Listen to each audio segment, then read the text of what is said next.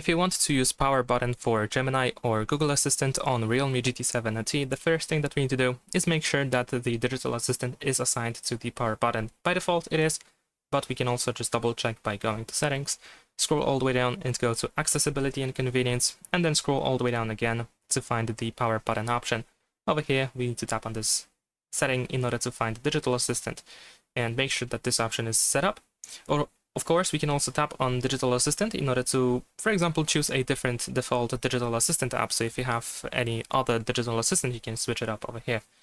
And by default, I believe we use Gemini. So if I press and hold the power button now, I should be able to activate the Digital Assistant from Google, which is of course Gemini.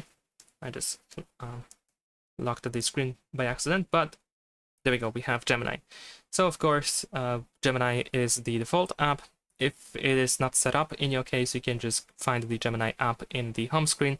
So we can open it and then you should be able to easily activate it.